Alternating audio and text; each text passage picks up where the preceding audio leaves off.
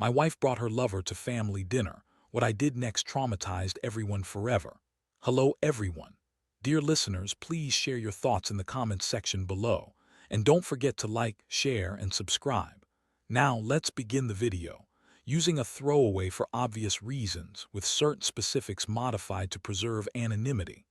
My wife brought her lover to a family dinner, and what I did afterward left a mark that haunted everyone forever. I'm sitting in my home office, a glass of bourbon in my hand, finally ready to tell this story. It's been 3 months since I set fire to my entire life and then painstakingly rebuilt it from the ashes. Yeah, some of you might judge me for what I did. I don't give a damn. My name's Mike, I'm 34, and I work as a senior cybersecurity specialist at one of the biggest banks in Oklahoma. I pull in about 250 grand a year, just giving you some context for what's coming. I was married to Lisa Johnson for 7 years. She's 32, used to be an HR director at a manufacturing firm, pulling around 180K, but that's the was now. We met back. In college, I was finishing my master in computer science. She was wrapping up her final year in business administration. She was gorgeous, ambitious, driven, the kind of woman you can't ignore. I was drawn to her smarts as much as her looks. We dated steadily for 3 years, then tied the knot, bought a house in Edmond. I thought we had something solid. The first sign something was off appeared in March. Lisa suddenly took up Pilates with a passion, more than usual. Staying in shape wasn't new for her, but this was different. She started going 5 days a week instead of 3. She ordered all new workout gear from those overpriced shops at Crossing Paragon. She kept talking about how her core was tightening and how much more flexible she was getting. Then her phone behavior changed. We'd always been open, shared passcodes, left our phones lying around. But suddenly, she put a fingerprint lock on her iPhone. She angled the screen away when texting, make calls from the bathroom, stuff like that. When I asked her about it, she just shrugged it off. Just work stuff, she'd say. You know how confidential HR matters can be, right? The lingerie should have been my wake-up call. I found a satin set hidden in her drawer, cost about 15 baht. Scraps of lace tucked away under her normal clothes. When the hell did she buy that? Why hadn't I seen her wear it? But what really raised my suspicion was her weekend trip to a leadership conference in Miami. She never traveled for work before. HR managers usually don't need to, but suddenly she had this urgent obligation, some summit she absolutely had to attend. She packed enough clothes for a fashion show, including that lingerie. I'm not an idiot. I'm not the type to go rifling through her stuff or follow her around like some pathetic loser. But I'm a cybersecurity guy. I know how to get the info I need when I need it. The receipt was crumpled in her car's door pocket, rooftop bar at the On Broad. 2 cocktails, 2 dinners, about 800 baht. The date, the same night she was supposedly at a birthday party in. That was the moment I called Sam, a former detective with the Tulsa police, now running his own pie firm. A buddy of mine from work recommended him highly. I met him at a coffee shop near the airport. I handed him a photo of Lisa and her itinerary. How far do you want me to go? He asked. I told him, everything, photos, videos, audio, whatever you can get.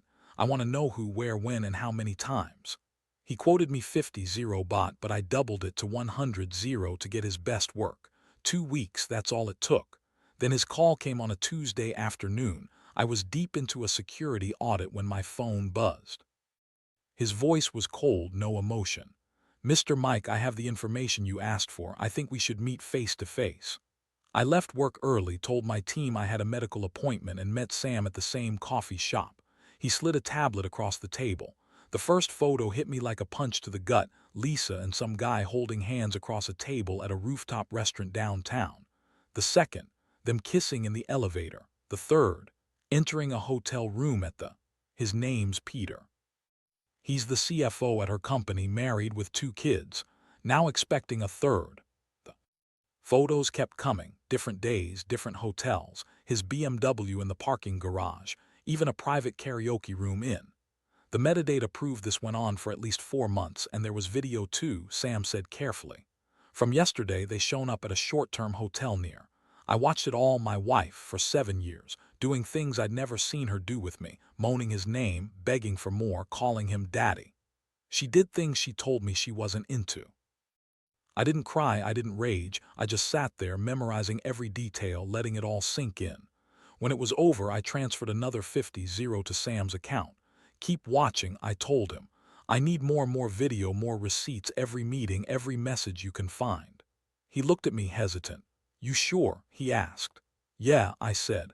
I want everything, not just for now, I need to see how deep this goes. That night I looked her in the eyes while I did it, staring at her while she slept peacefully beside me after we just finished, completely unaware. She said she loved me. I almost wanted to laugh. The next 2 weeks were purely a test of my self-control. I kept the routine, went to work, returned home, had dinner with her, watched TV, then went to bed. Normal, right? But behind the scenes, Sam fed me evidence, patterns, routines. Tuesdays and Thursdays were Pilates days. She'd first check into the gym, then sneak off to meet him afterward, probably thinking her social media check-ins were her alibi.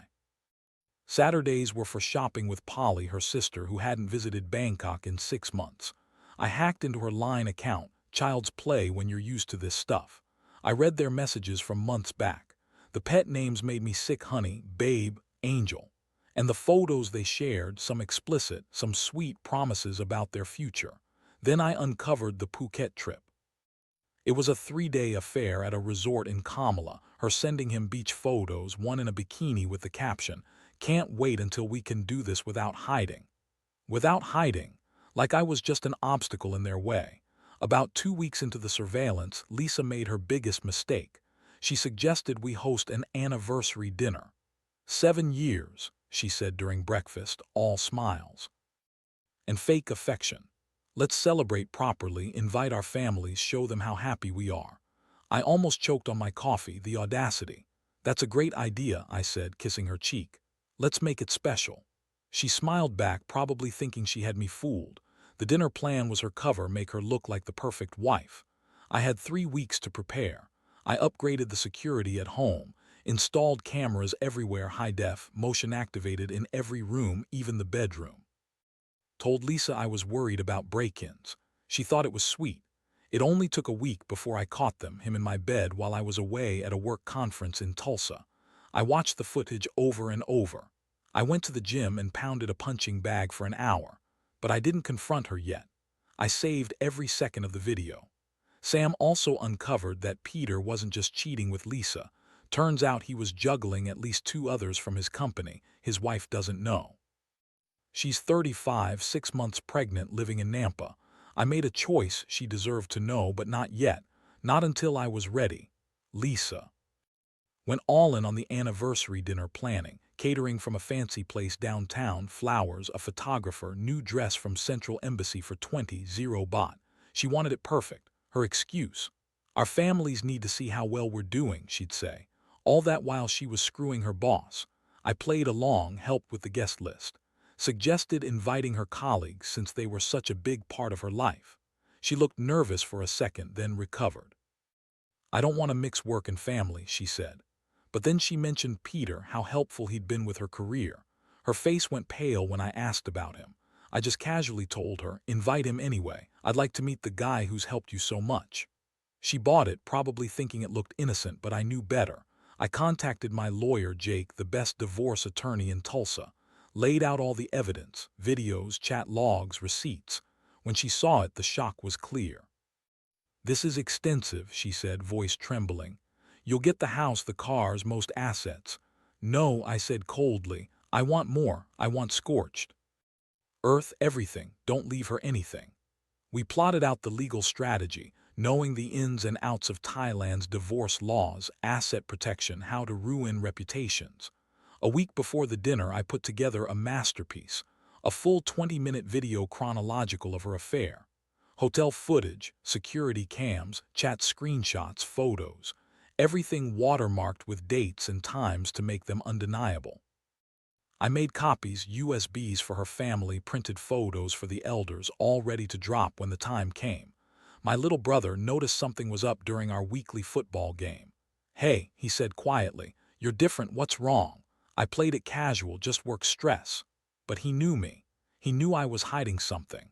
3 days before the dinner, Peter confirmed he'd be there. Lisa told me with barely concealed nervousness. Her plan was to make everyone think everything was perfect, yet she was trembling inside. That night, she finally initiated intimacy for the first time in weeks, probably guilt or maybe to test if I was still her man. I played along, knowing this was probably our last shot. I wanted to make it memorable, because I wasn't sleeping that night but not. From nerves, I was wired, sitting beside her in the dark, watching her sleep and feeling nothing but cold resolve. Next morning, I was up early. Everything was set, proof ready, the evidence on 2 USBs, the videos queued on my smart TV. The lawyer was on standby. She was peacefully dozing, muttering little sounds, oblivious. I looked at her and realized I loved her once, but now I cared about one thing: ending this chapter. Because tomorrow her world would come crashing down. And I would be the one to do it.